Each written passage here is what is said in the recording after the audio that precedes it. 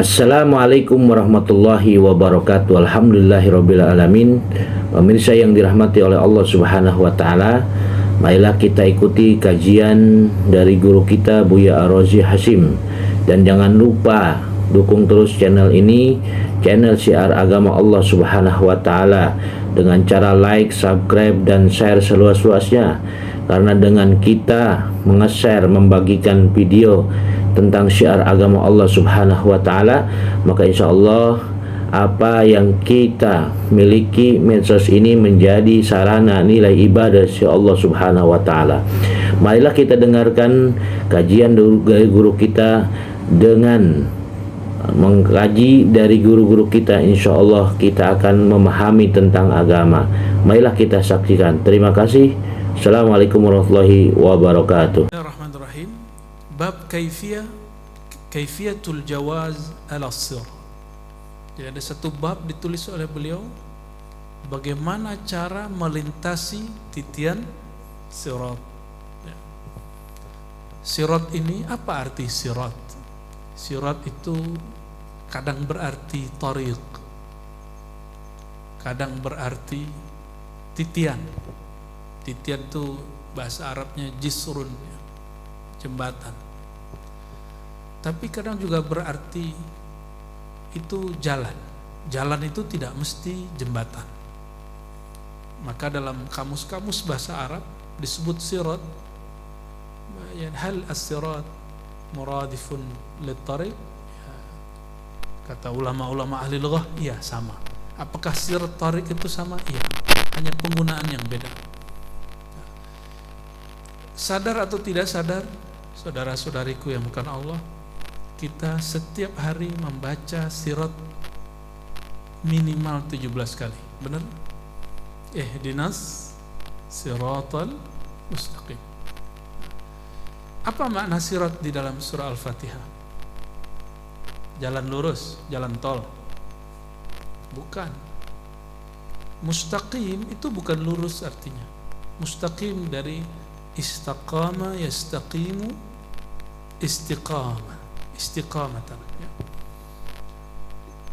Kayak istaghfara yastaghfiru istighfaran, ya. Istaf'ala yastaf'ilu istif'alan. Istiqamah itu usaha atau permohonan untuk teguh, untuk berpegang teguh, itu disebut istiqamah. Kalau sholat mirip dengan qama, tidak ada alif sin ta'nya, cuma dari af'ala yuf'ilu, aqama yuqimu. Artinya sama, mendirikan. Jadi istiqamah itu orang yang berusaha teguh, orang yang berusaha tahan. Itu dari arti daripada apa? Mustaqim. Dan betul, sirat, titian sirat itu orang semuanya berusaha untuk teguh, biar tidak zalla qadamuhu, ya, biar tidak telapaknya tergelincir. Itu arti daripada as-sirat. Namun kalau secara ilmu ma'rifatullah, Al-Imam Qadhi Iyad dalam kitab Asy-Syifa mengatakan as-sirat siratal mustaqim huwa sayyiduna Muhammad sallallahu alaihi wasallam. Jadi kalau kita baca ihdinas siratal mustaqim, tunjukilah kami jalan al-mustaqim yang istiqamah, itulah jalan Sayyidina Muhammad sallallahu alaihi wasallam. Bahkan di dalam kitab Dalail, Al-Imam Al-Jazuli menyebut salah satu nama baginda Rasulullah sallallahu alaihi wasallam as-siratal mustaqim. Nah, ini kalau lagi baca Fatihah di luar sholat, lalu baca ihdinas siratal mustaqim, bukan yang satu nafas sampai akhir, tapi yang satu ayat, maka dibolehkan bersolawat secara sirriyah.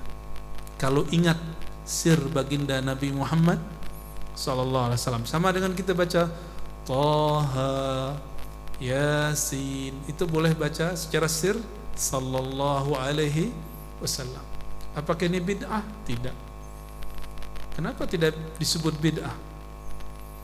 Karena orang yang disebut tidak bakhil itu man dzukirtu indahu, ya, jika disebut nama baginda Rasulullah SAW, dia pasti bersalawat. Kalau tidak, huwal bakhil. Man dzukirtu indahu falam yusalli alayya. Aku disebut-sebut tapi dia tidak ngeh, tidak sadar.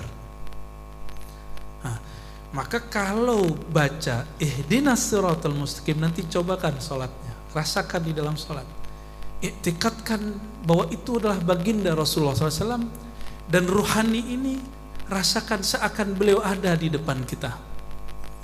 Rasakan salatnya lebih nikmat. Tapi kalau kita ngelihat imam doang yang di depan, mungkin pernah ada masalah dengan imam, salatnya gak khusyuk. Tapi kalau yang terbayang di depan itu Sayyidina Muhammad SAW, salatnya pasti khusyuk. Ya. Ini secara bahasa arti daripada sirat. Ya. Imam Al-Qushairi ditanya, "Ma huwa siratul mustaqim?" Apa itu siratul mustaqim? Jawabannya di luar yang kita bayangkan. Apa kata beliau? Syuhudullah. Engkau menyaksikan Allah senantiasa. Tapi mungkinkah menyaksikan Allah tanpa menyaksikan baginda Rasulullah SAW? Tidak mungkin. Karena Allah yatajalla fi nafsi Sayyidina Muhammad SAW. Allah kesempurnaannya hanya dipantulkan kepada Sayyidina Muhammad SAW. Tapi ingat, jangan keliru seperti ajaran kebatinan yang menyebutkan Muhammad itu Allah. Itu tidak tepat. Sayyidina Muhammad SAW itu tajallinya Allah. Apa arti tajalli? Ini kita ulang yang berapa bulan lalu. Tajalli itu Allah memantulkan, menampakkan sifat-sifatnya, asma'nya, bahkan sirzatnya pada diri siapa? Sayyidina Muhammad SAW. Itu bulan, kelihatan bulan? Allah menawarkan dulu kepada bulan, "Hei bulan, maukah kamu menyimpan rahasia nama sifatku?" Kata bulan, "Gak mau." Ini dia dengar nih Bapak Ibu. Ini bukan halu nih. Ya, yang kasaf tahu ya. Ini bukit dulu namanya bukan Bukit Kirom. Ini paman aja yang buat namanya Kirom ini. Emang dari dulu namanya Kirom, paman. Desa Kirom. Terus paman kasih nama ini, ya, Alam Roh Berikali, judulnya 88, apalah maksudnya itu ya. Ya, itu hanya orang yang imajinasinya panjang bisa buat begitu. Saya pun nggak kepikiran. Alam Roh 88, kemana itu ya? Allahumma sholli ala sayyidina Muhammad. Ya. Ini bukit dulu ditawari Allah, "Hei bukit, hei gunung, maukah kamu menyimpan, menerima rahasia nama-namaku, af'alku, perbuatanku, sifat-sifatku, bahkan sirzatku?" Gak ada yang sanggup, semuanya goyang. Makanya Allah kalau berkalam kepada bukit, itu bukit longsor. Jadi pernah ngeliat bukit longsor? Itu gunung Merapi meletus secara ilmu geologi atau ilmu kebumian, mungkin lain cerita. Tapi secara ilmu rohani, itu Allah sedang berkalam kepada Merapi. Maka dulu di Jawa sana ada seorang syekh, tapi asalnya dari Sumatera, punya surau zikir di daerah Jakarta sekitar sana. Gunung Krakatau itu meletus, itu bingung, nggak ada lagi orang bergetar terus, batuk terus. Akhirnya orang tahu, pemerintah sudah bingung, semua usaha sudah lakukan. Ini gejala alam. Maka yang mampu menundukkan cuma orang yang kenal dengan Rabbul Alamin, yang kenal kepada Allah Subhanahu wa Ta'ala. Itu cerita air zikir dia, dan dia punya batu yang disebut batu sijil yang dia zikirkan, itu ditembakin ke Gunung Merapi, selesai, hilang, batuk-batuknya hilang. Begitu ternyata tertulis di dalam ijazah zikir beliau yang beliau terima dari guru-gurunya. Ya, kalimatnya apa? Ittaqu himmatasy syuyukh fa innaha ashaddu minal jibal. hati-hati terhadap kekuatan batinnya para guru wali-wali Allah maksudnya, karena himmah kekuatan rohani mereka lebih kuat daripada gunung. Ternyata gunung ini ada ruhnya, tapi ruhnya bukan ruh seperti ruh yang kita punya. Apa dalilnya? Nabi SAW ketika naik gunung Uhud, Nabi berbicara nggak kepada gunung Uhud? Berbicara. Gunung Uhud bergetar, tapi waktu paman naik ke Kiram nggak bergetar pamannya, cuma motornya yang getar, motor Trabas itu. Itu Sandi tangannya sampai patah tuh kayaknya Trabas ya. Ya kursus dulu Sandi. Tangannya jadi gede gitu kan. Kalau mau gede tangannya main Trabas ya.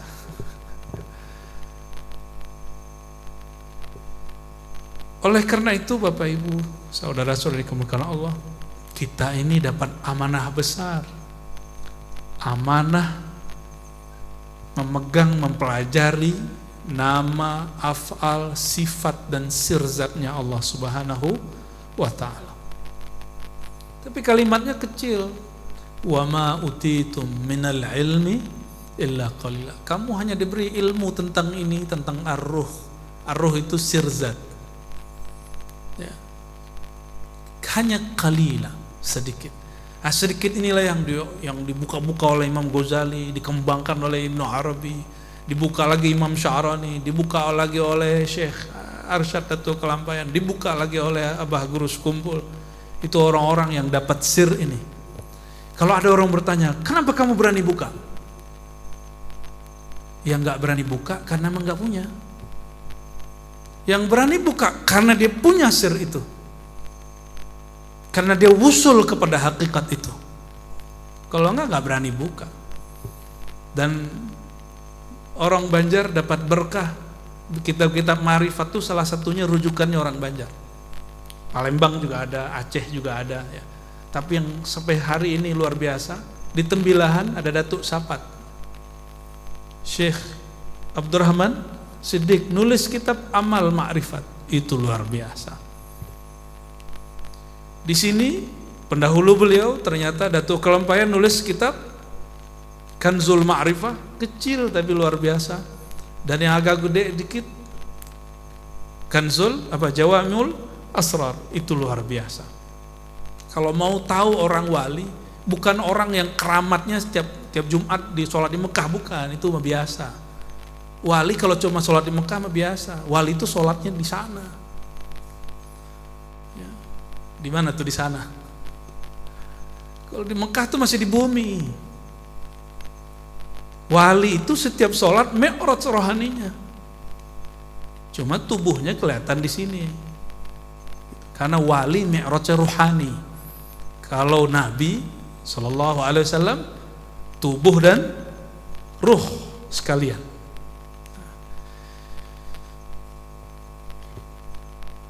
Jadi kita mengenal kewalian bukan dengan mengatakan, oh Syanu itu bisa terbang, itu mah biasa, lebih hebat burung tiap hari nggak pernah pamer. Syanu kalau tenggelam 3 jam nggak keluar-keluar masih hidup, lebih hebat ikan yang tadi saya makan. Sampai sekarang masih bawa ikan. Ikan apa namanya tadi Pak Bandi? Ikan, aduh lupa namanya. Udah masuk dalam, udah menunggaling dia. Allahumma sholli, mohon maaf ikannya.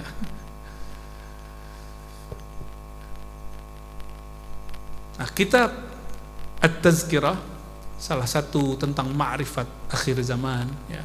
Jadi bukan ma'rifatullah saja, tapi lebih kepada ma'rifat akhir zaman. Karena tidak bisa ditampilkan, mungkin saya tidak akan banyak merujuk kitabnya.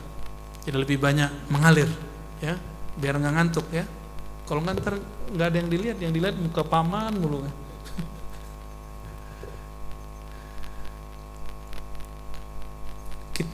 Saya mau tanya, ini jawab sendiri ya. Yang kebayang kalau Shiratal Mustaqim apa? Rambut belah 7 gitu. Ya. Itu nggak update tuh ma'rifat akhir zaman itu, ma'rifat akhiratnya nggak diupdate. Betul ada riwayat begitu.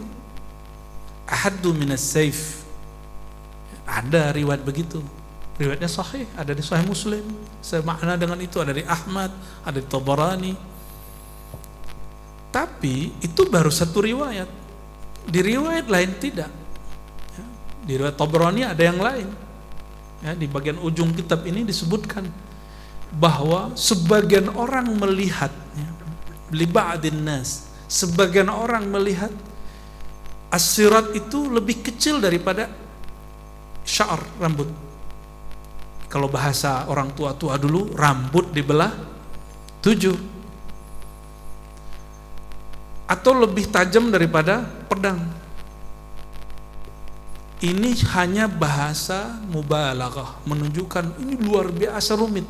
Tapi li ba'din nas, dia melihatnya kalwadi alwasi'. Begitu ada riwayatnya. Seperti wadi. Apa arti wadi? Lembah. Ada yang parkir di bawah. Nah, bawah itu tempat parkir itu namanya wadi. Jadi bukit, nah, ada lekukan di bawah itu disebut wadi. Jadi ada orang, sebagian manusia, semoga kita termasuk mereka, amin, orang yang mengkaji bab Siratal Mustaqim, semoga nanti kita termasuk kelompok yang kedua ini. Orang yang melihat as-sirat seperti al-wadi al-wasi', seperti lembah yang luas. Jadi bisa markir banyak di situ. Dan ini salah satu tempat as-sirat ini, saudara-saudariku, karena Allah, salah satu tempat yang mana orang tua nggak akan ingat anaknya, anak nggak ingat bapak ibunya, suami nggak ingat istri, apalagi istri nggak bakal ingat suami, illa kecuali an-nabi wal wali, nabi dan pewaris-pewarisnya pasti ingat umatnya sallallahu alaihi wasallam.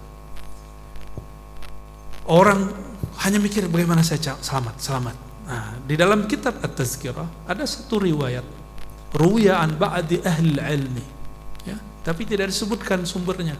Bisa jadi ini kasyaf, bisa jadi ini Israiliyat, ya. Tapi riwayat ini ada benarnya karena saya pernah konfirmasi kepada ulama-ulama yang rohaninya Allah terangi. La yajuzu ahadus sirat hatta yus'al fi sab'i qanatir. Kalian tidak akan melewati as-sirat sampai ditanya di 7 poin, 7 titik. Mirip kayak orang pramuka. Dan kita jangan bayangkan lagi dia seperti rambut. Itu hanya menunjukkan genting. Tadi ada riwayat kalwadi, seperti apa? Lembah. Kalau ada lembah berarti ada perbukitannya dong. Betul.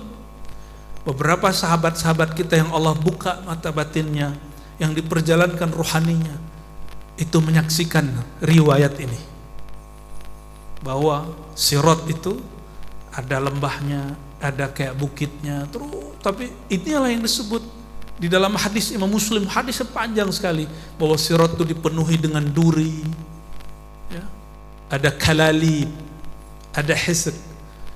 Apa itu kalau pernahkah paman? Oh, belum menghilang. Biasanya udah menghilang. Alhamdulillah. Pamannya masuk hutan. Ini pamannya suka masuk hutan. Sampai saya ngajakin, ayo ke Kaiseran dulu kan, masuk hutan itu. Masuk hutan, pernahkah nyantol ada duri yang dia seperti apa? Menggulung-gulung begitu lalu kena tangan atau kaki, pernah paman? Sering. Itu gedenya gede kepala kita, Pak. Segede orang. Dan runcingnya gede sekali. Maka ada orang yang sedang jalan, itu kena angin. Di bawah apa? Di bawah api neraka. Anginnya api neraka itu, kalau sudah panasnya bukan main, anginnya kencang. Itu duri-duri neraka itu kemudian ada yang nusuk kepala, ada yang nusuk badan. Kayak kata Nabi SAW di hadis yang sahih, kalian nanti kalau udah nyebrang as-sirat itu ada yang mukanya udah hancur, robek sebelah, badannya sudah lobang-lobang, makdus begitu ya, masuru' ya kalau diartikan, udah hancur. Ibarat kita keluar dari hutan yang nggak ada jalannya, kita baru buka sendiri dan nggak ada pelindung di badan. Coba bayangin, bisa bayangkan? Ya. Kita mau kesini ketarik. Jadi benarlah apa yang kemudian kalau kita gabung riwayat ini dengan mukasyafah para ulama-ulama yang ahlullah. Biasanya duri-duri itu adanya di perbukitan-perbukitan.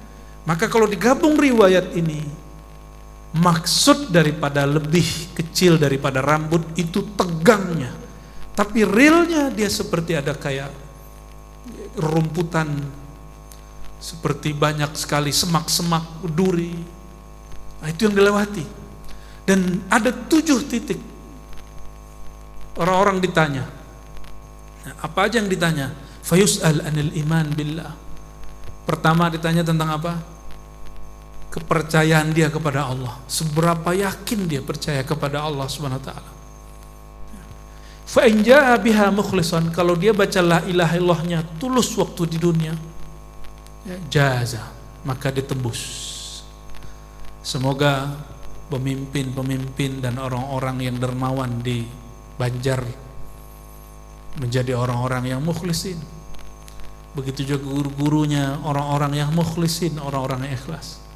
Begitu juga murid-murid yang mengambil ilmu adalah orang-orang yang mukhlisin, sehingga pos pertama dia lewati dengan mudah. Amin ya rabbal. Jadi ini apa maharnya? Baca la ilaha illallah. Ini sebuah rahasia.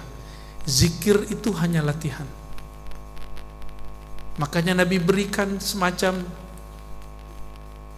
pahala. Pahala itu motivasi. Siapa yang baca la ilaha illallah maka dapat ini. Itu motivasi. Tujuan sebenarnya kalau dia arif billah, dia sudah kenal kepada Allah, baca la ilaha illallah itu cuma wa ma umiru illa liya'budullaha mukhlishina lahuddin, supaya dia betul-betul tulus kepada Allah SWT, bukan lagi karena pahala, bukan hanya sekedar takut disiksa, tapi betul-betul takut kepada yang punya pahala dan yang menyiksa itu, Allah Subhanahu wa ta'ala. Maka zikir angka 100, angka 10.000, 70.000. Alhamdulillah kami dari kecil dididik oleh masyayikh mursyid untuk zikir la ilaha illallah ada 70.000 kali 7. Ya, itu latihan-latihan begitu. Tapi setelah kita berbangga, alhamdulillah saya 70.000 kali 7. Guru kita ngomong, bukan itu tujuan baca la ilaha illallah. Tujuannya adalah mukhlishina lahuddin. Maka orang baca sekali tapi ikhlas itu lebih cukup. Summa yus'al, ya, lalu ditanya di titik kedua, ats-tsaniyah anis shalah, mengenai apa? Salat. Fa in jaa biha tamatan jaz, jika dia membawa laporan salat dia sempurna. Gimana salat sempurna? Udah sempurna belum salatnya? Gimana kira-kira? Kalau nggak bisa nggak lewat loh ini. Bagaimana cara menyempurnakan sholat? Ada yang sanggup? Saya nggak sanggup. Aqimis salata li dzikri. Surat Taha. Tunaikan, dirikan, usahakan, sempurnakan sholatmu untuk mengingat aku. Maka kesempurnaan sholat, tamamus shalah bitamamidz dzikr. Kesempurnaan sholat dengan sempurnanya zikir. Dan zikir itu tempatnya di dalam kolbu. Gimana? Kolbunya lagi sholat bagaimana? Melayang-layang gak? Kemana-mana. Kira-kira sholat begitu layak gak dilaporin? Kita punya atasan, kita buat laporan tapi acak, gak berkualitas, berani gak nampilin? Gak berani. Kenapa orang takut ke atasannya, gak takut kepada yang maha atas? Allah Subhanahu wa ta'ala. Aneh, musyrik khafi, dia syirik dia tersembunyi. Makanya banyak orang baca syahadat tapi dia kolbunya ada syirik khafinya, tertahan di sini. Kalau tidak disyafaati oleh wali, oleh nabi, tertahan di sini sudah, nggak tahan jatuh. Karena ala jisri jahannam, jisrun ala jahannam, Jisr itu ya tempat jalan, di bawahnya kalau jatuh adalah Jahannam, tebing kira-kira begitu. Jahannam itu bahasa Ibrani berarti nar, api neraka. Ya. Lalu bagaimana cara menyempurnakan sholat? Pertama, ada dua. Pertama, latihan zikir qalbu.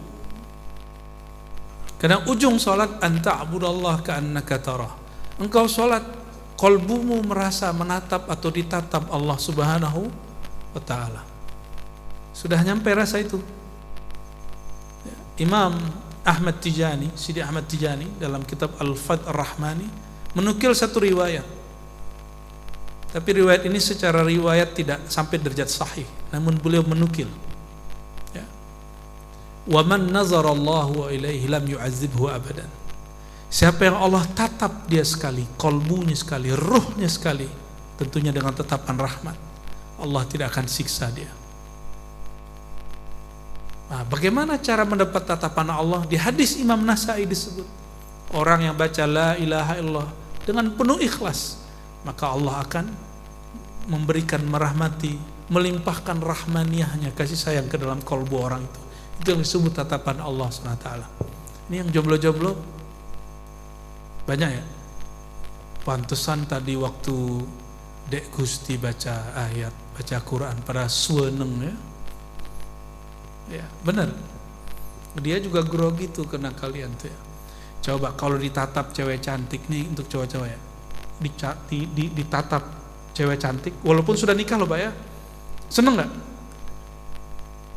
Bener nih. Mau gak? Ibu, halo Neng, kalau ditatap sama cowok keren, seneng gak? Itu maksudnya siapa saya? Allahumma sholli ala sayyidina Muhammad. Seneng gak ditatap orang yang keren, orang yang tampan? Seneng. Coba ditatap sama hantu. Kalau orang sini nyebut hantu yang julek itu apa? Apa? Mar. Kalau di sana kan genderuwo gitu ya. Oh, di sini banyak ini. Tapi semenjak dibuat sholawat nih, alhamdulillah. Ya. Halus-halus. Allahumma sholli ala sayyidina. Ditatap orang yang menyeramkan, kita ketakutan. Ditatap oleh yang cantik, yang gagah, kita senang. Itu si neng-neng yang cantik itu, cantiknya dari siapa? Bener langsung aja ke Allah, nggak sopan. Hatta Nabi Yusuf kata Sayyidina Muhammad SAW, jamaluhu min jamali, ya. Jamaluhu nisfu jamali. Itu tampannya Sayyidina Yusuf baru separuh tampannya Rasulullah. Itu hanya setengah dari ketampananku yang aku berikan kepadanya. Maka ibu-ibu yang cantik-cantik, adik-adik yang cantik-cantik, abang-abang, adik-adik, mas-mas ya, yang ganteng kayak genteng, itu hanya percikan 0,0 sekian daripada keindahan baginda Nabi Muhammad SAW. Maka kata para sahabat di kitab Syama'il Imam Tirmizi, ya, orang kalau lihat Nabi dari jauh itu penasaran, ini orang kok menarik. Jika dilihat dari dekat, mereka jatuh cinta. Cinta di sini bukan cinta nafsu, lain dengan Nabi Yusuf. Coba Dek, kamu kalau ngelihat cewek itu nafsu gak?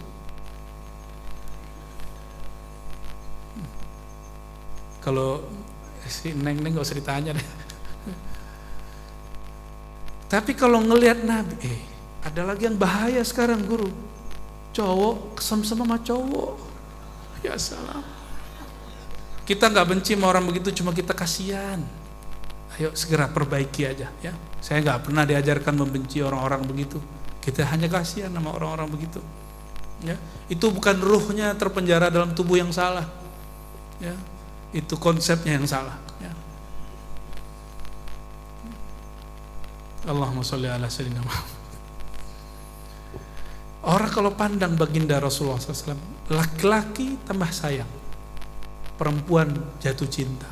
Maka ada perempuan datang ke baginda Rasulullah SAW, wahai Rasulullah, aku serahkan dirimu kepada engkau. Hadis Sahih Bukhari, kitabun nikah.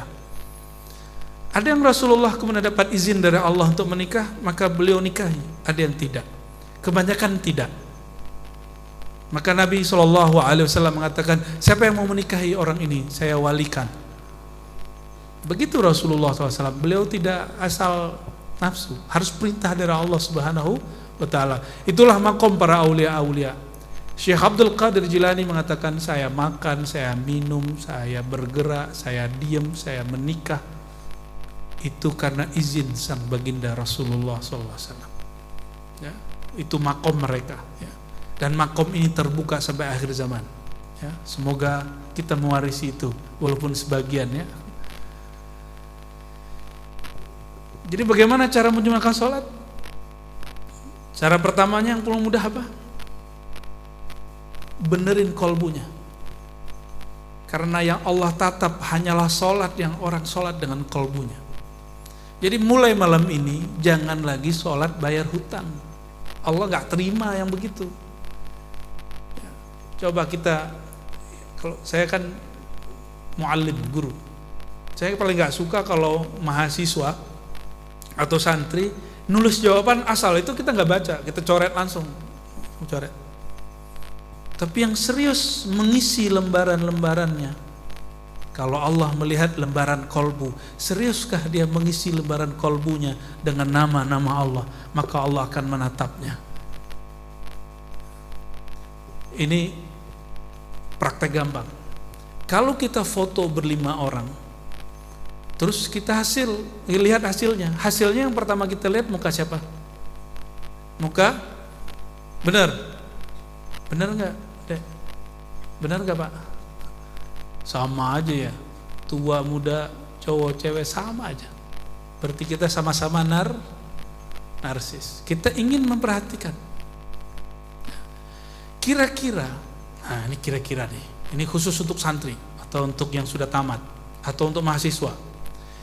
Kedapatan buku mahasiswi atau santriwati, di situ ada nama kita ditulis. Namanya siapa, Dek? Apa? Dulah. Ternyata di belakangnya ada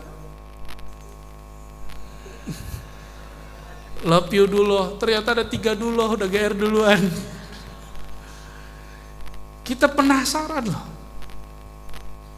Penasaran dengan buku dia apa? Itu masa-masa sekolah dulu ya. Coba kalau ada orang punya Facebook dulu, saya udah nggak punya apapun, ya. WA aja masih belum aktif. Ini mau masuk kampus mungkin aktifin lagi. Kita punya Instagram, ya. Anak sekarang punya Instagram ya. Apalagi yang saya nggak tahu, ada nggak? TikTok gitu ya. Itu ada beberapa aplikasi nyari tahu apa yang dicari oleh orang lain, benar nggak? Nah itu biasanya si yang nakal-nakal ini wajah-wajahnya nih ya, penasaran, dia cari tahu apa yang dicari oleh si doi. Oh ternyata nama dia, senangnya bukan main, ternyata nama itu ada 7 orang. Sedih lagi. Kita diberikan sedikit kenarsisannya Allah, itu narsis, sifat jalaliyah Allah. Jadi narsis itu salah satu sifat apa? Jalaliyah Allah Subhanahu wa ta'ala. Allah senang sekali melihat di lembaran kolbu hambanya ada nama dia. Jadi walaupun sholat kita gak khusyuk-khusyuk amat, tapi latihanlah menyebut nama Allah Subhanahu wa ta'ala, pasti sholatnya diterima. Baik ya, jadi kalau sudah sholatnya diisi dengan zikir kolbu, insya Allah dia bisa lewat. Cara keduanya apa? Disebut Rabitatun Nabi SAW. Jadi kalau mau sholatnya benar, ikatkan kolbu dengan kolbu baginda Nabi Muhammad SAW. Dan itu nggak mungkin kalau nggak punya guru syekh. Karena kita ini nggak ketemu Nabi SAW kecuali yang diberikan anugerah rohani bertemu beliau. Jadi cara sholat supaya cukup melewati sirat Rabitatun Nabi. Apa artinya? Mengikatkan kolbu dengan kolbu Nabi Muhammad SAW. Dan ini jalur pintas. Jadi kalau kita sholat, kita seakan-akan berimam kepada beliau sallallahu alaihi wasallam. Nah, itu ilmunya Datuk Kelabayan, itu ilmunya Abah Guru Sekumpul setahu saya ya, wallahu alam bis shawab. Yang ketiga, yus'al an shaumi syahr Ramadan. Ditanya mengenai puasa bulan Ramadan, gimana nasib kita yang dulu nggak puasa ini kan? Yang tadi yang sholatnya masya Allah, tapi nggak usah khawatir, sekali sholat diterima, semua sholat kita diterima. Cuma kan kita nggak tahu sholat yang mana diterima. Ya, puasa sama, satu kali puasa kita diterima, semua puasa kita diterima. Yang kurang-kurang Allah sempurnakan. Namun kita nggak tahu di sekian banyak puasa itu mana yang diterima Allah Subhanahu wa ta'ala. Kata Allah Ta'ala dalam hadis qudsi, hadis Bukhari dan Muslim dan lainnya, as-siyamu li, siam itu, puasa itu hanya untukku. Maka orang-orang yang berpuasa untuk kanuragan, puasa untuk sakti, puasa untuk diet, puasa untuk sehat, puasa untuk bukan karena Allah, puasanya nggak bisa ditatap oleh Allah Subhanahu wa ta'ala. Kalau puasanya beres, lanjut. Yang keempat yang tanya apa? Habis puasa apa biasanya? Zakat. Ditanya zakatnya. Zakat di sini tidak hanya berarti zakat tapi sedekah. Coba ingat-ingat, dari dulu suka berbagi, kira-kira yang mana yang diridhoi oleh Allah Subhanahu wa taala? Kita nggak tahu. Karena tidak tahu, banyak-banyak ya, sering-sering. Kalau dalam ilmu orang marketing itu ya, kita ya bagi-bagi kertas ya untuk jualan itu ya, untuk promosi. Dari 100 masa nggak nyantol 1 gitu. Itu prinsipnya. Itulah kenapa zikir diulang-ulang, baca Quran dikhatamkan berulang-ulang, puasa ada puasa sunatnya. Siapa tahu dari sebanyak itu ada satu yang diterima Allah SWT. Dan terakhir ditanya tentang yang kelima, belum terakhir ya, haji dan umrah. Ada yang kemarin haji? Ada yang haji nggak kemarin? Ada, alhamdulillah. Nggak selfie kan waktu haji? Beneran. Yang selfie tobat kepada Allah. Ya, belum beres sudah selfie. Kecuali udah selesai baru selfie. Ya, nanti selfie itu kalau terus bahasa Arabnya sin la fa ya salafi.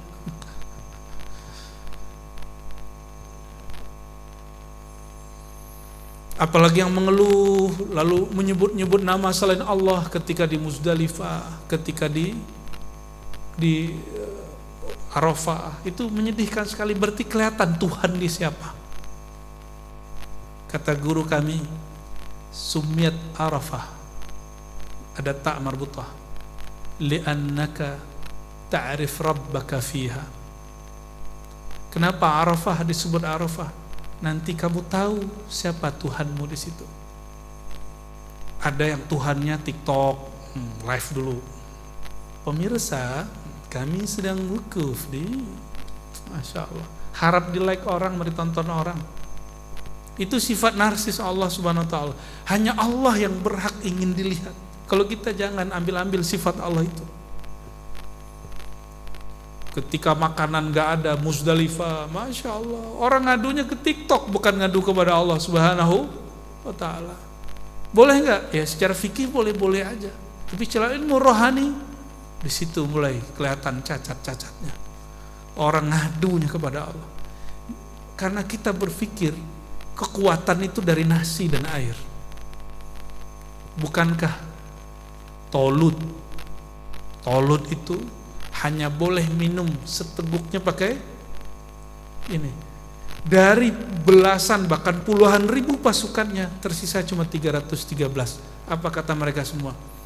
Kami kekenyangan. Yang lain ngomong, apa ini perintah Tolut? Masa kita haus minumnya cuma pakai telapak tangan? Gak boleh lebih. Gak masuk akal.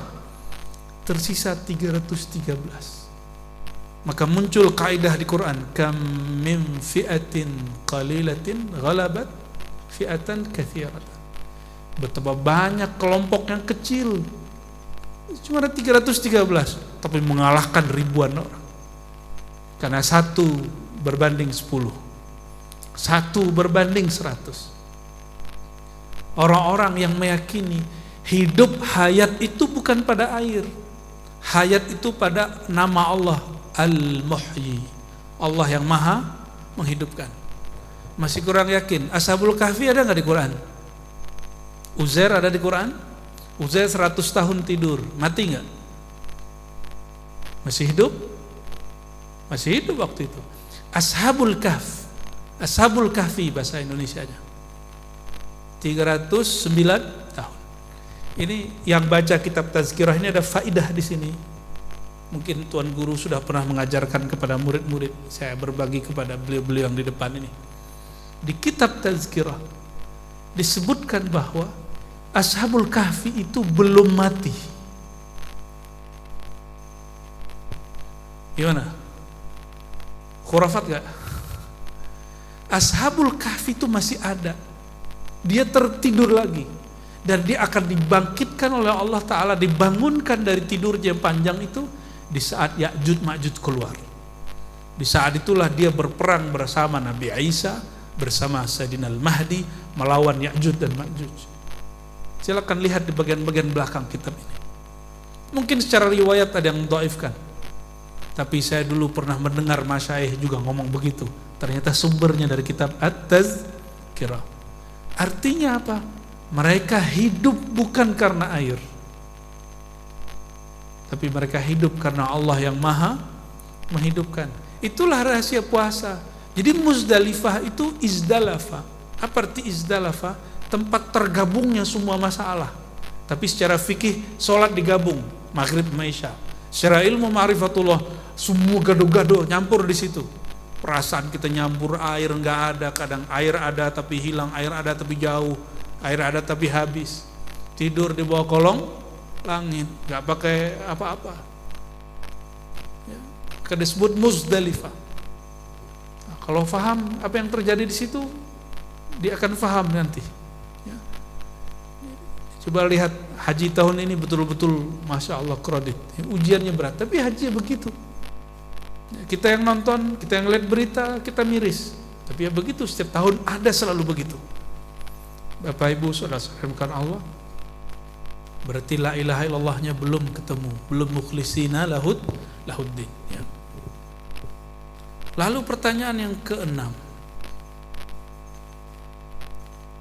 anil ghusli wal wudu, mengenai mandi wajib dan wudunya sempurna.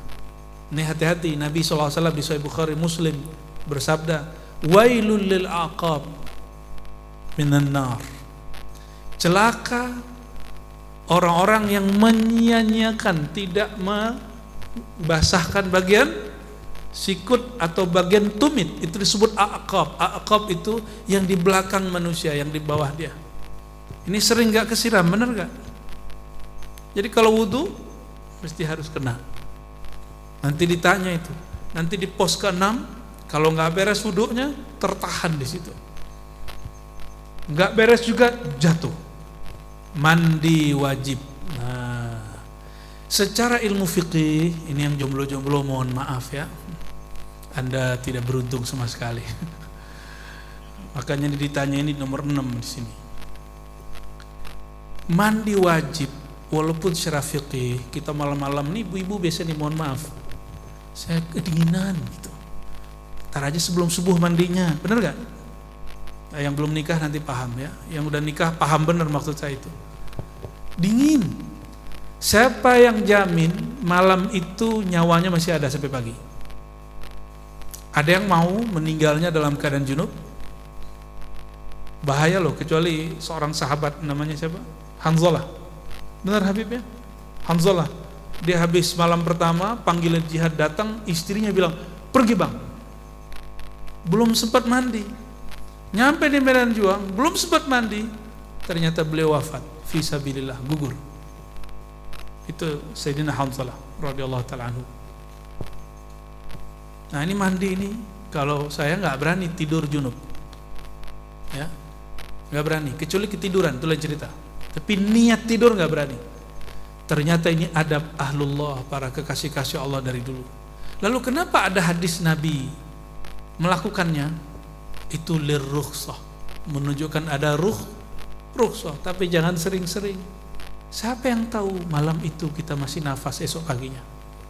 Jadi saran saya, saran ulun kepada pian semua yang sudah tahu masalah mandi wajib, segerakan mandi wajibnya. Sekarang sudah ada air hangat, ya. Tapi yang sehat itu air dingin. Ini cara mandi, jangan langsung guyur kepala. Nanti kalau tensinya naik bisa pingsan. Cara mandi dimulai dari mana? Kalau mau wudhu dulu. Wudhu itu tangan dulu. Tapi yang afdal dari kaki.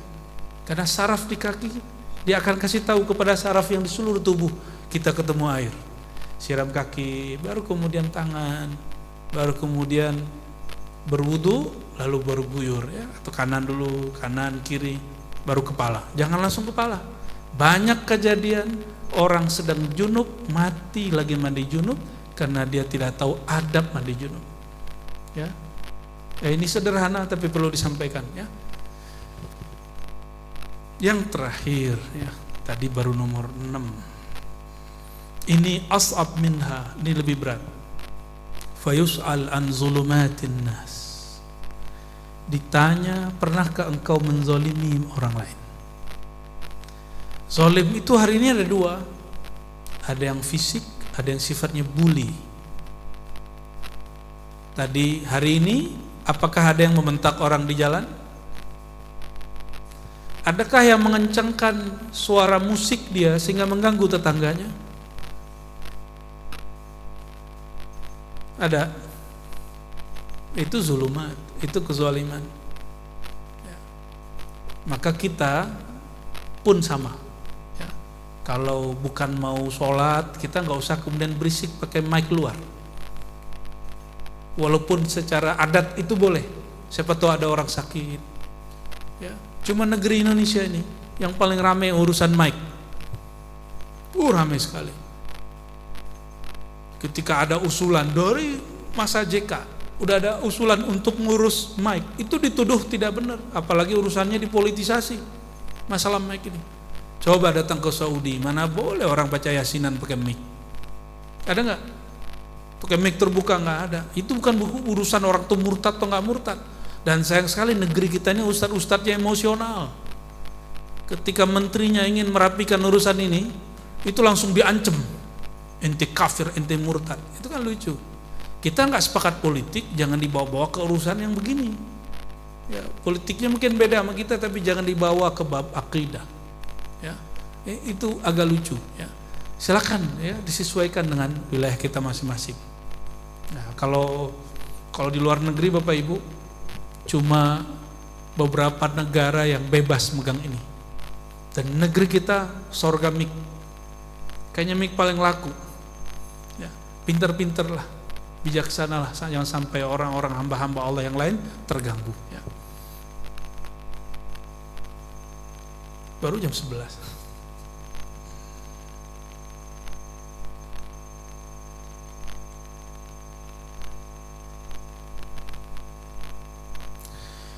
Ketika melewati sirat, tadi sirat jangan dibayangkan lagi apa?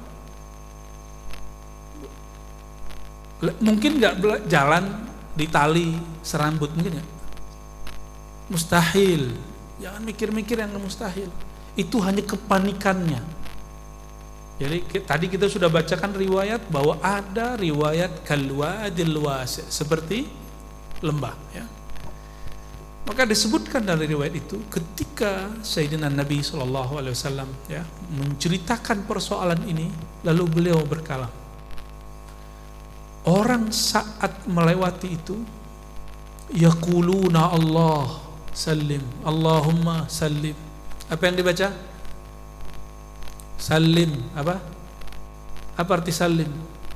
Bebaskan kami dari gangguan ini. Karena as-salamah maknahu al-bara'ah, ya, terbebas, tabarru, ya.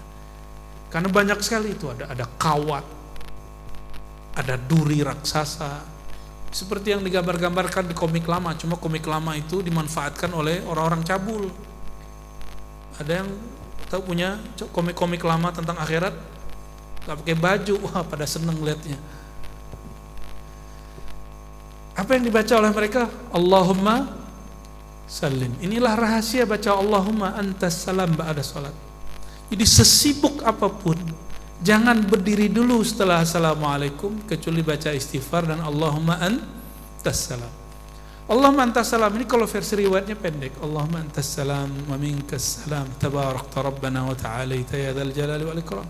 Oleh ulama kita ditambahkan maknanya, ya.